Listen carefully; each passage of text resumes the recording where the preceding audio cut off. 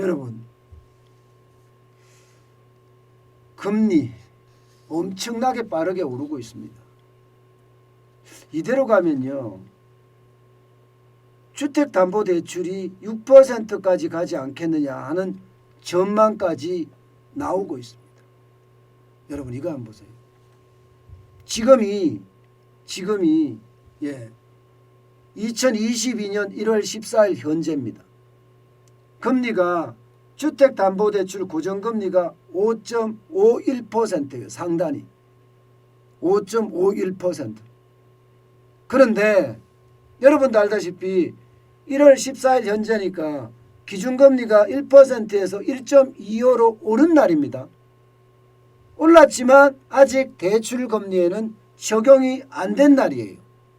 적용이 안 된 날이. 그런데 주택담보대출의 고정금리가 5.51%면 이게 0.25%가 올라간다고 하면 대출금리는 2배 이상 올라가잖아요. 그래서 결국 6%를 넘는다는 이야기가 됩니다. 물론 하단이 3.75니까 4%대인데 상단은 6%대가 된다는 이야기입니다.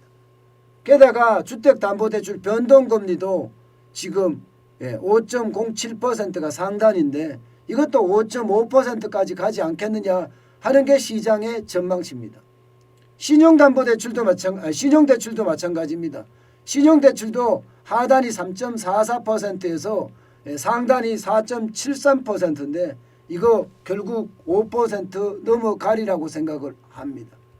그러면 결국 말입니다. 2020년 12월 말 대비해 보면 지금 굉장히 고금리가 된다는 뜻이에요. 당장 말입니다. 2020년 12월 말보다는 신용대출만 하더라도 1% 가까이 높아졌잖아요. 그런데 주택담보대출 고정금리는요, 1.5% 넘게 차이가 날 가능성이 크다는 거고요.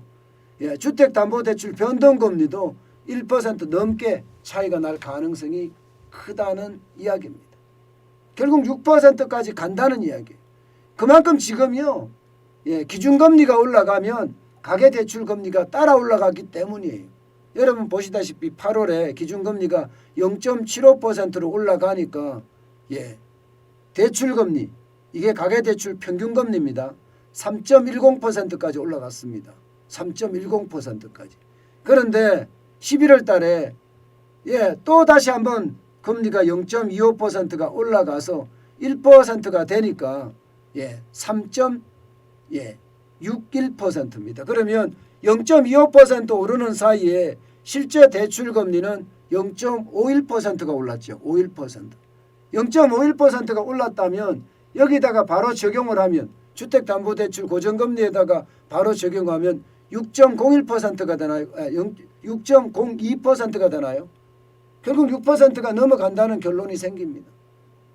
6%가 넘어간다. 와, 6% 넘으면요, 금리 자체가 이거 굉장히 심각해요.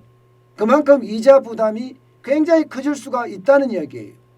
이자 부담이 이제는 기준금리 자체가 1.25%가 됐으니까 부담은 계속 늘어납니다. 0.5% 늘어날 때마다 이자 부담은요, 16만 1,000원 정도 늘어나지 않겠느냐.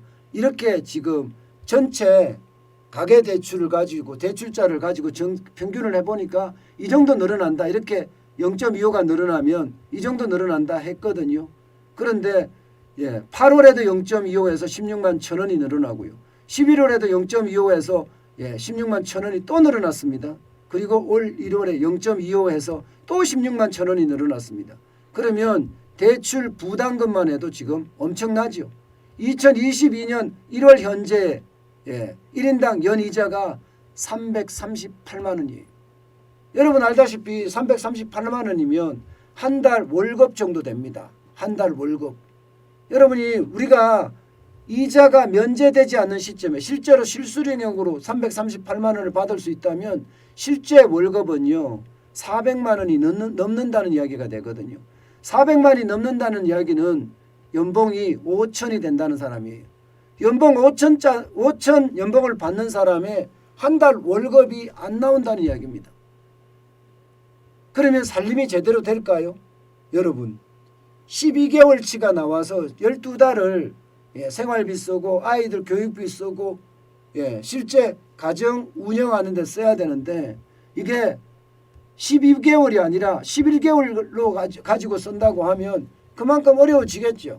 결국 이자가 폭탄 수준으로 되는 것은 아닌가, 그런 두려움도 지금 계속 나타내고 있습니다. 그만큼 이자가 올라가는 만큼요 부담은 점점 커진다는 거예요. 그만큼 부채가 많기 때문이에요. 자영업자 부채가 아니라 가계 부채만 하더라도 2021년 3분기 현재 1844조 9천억 원이잖아요. 그러니 이자 폭탄은 어쩌면 당연한 거고요. 그 이자 폭탄 때문에 결국 말입니다. 비투족이나 연끌족은 더 힘들어지지 않을까, 그렇게 예측이 됩니다. 여러분, 이자 부담 저는 앞으로도 엄청나게 많이 되리라고 생각을 해요. 그만큼 가계 부채 부담이 크다는 이야기입니다. 지금 가계 부채가 엄청나게 빠른 속도로 늘어나고 있잖아요. 빠른 속도로. 여러분들 보시다시피 2020년 1분기만 하더라도 1611조 4천억 원이었습니다. 그런데 2021년 3분기가 1844조 9천억 원이니까 지금 그냥 당장 눈으로만 보더라도요. 눈으로만 보더라도 232조 늘어났죠. 그러니까 이게 충격이라는 거죠. 결국 부채 폭발이 저는 가까이 다가오고 있는 것 아닌가, 그런 생각을 요즘은 진짜 많이 합니다. 요즘은요. 이제 부채 폭발이 되면 이게 가게만 일어나는 것이 아닐 거라, 이게 자영업자를 시작으로 해서 가계의 부채이 폭발이 되면 기업 부채까지 폭발이 되지 않겠느냐. 여기에 말입니다. 국가 신용 등급까지도 만약에 떨어뜨린다면 나라 부채까지도 폭발이 일어날 수 있는 삼중 폭발이 가능하다고 봅니다. 저는 그렇기 때문에 부채 폭발에 대한 대비 그 어느 때보다 중요합니다. 저는 중국 경제가 지금 계속 무너지고 있는 모양새거든요. 우리 수출이 마이너스 폭이 커진다는 자체가 이게 중국이 좋지 않다는 이야기입니다.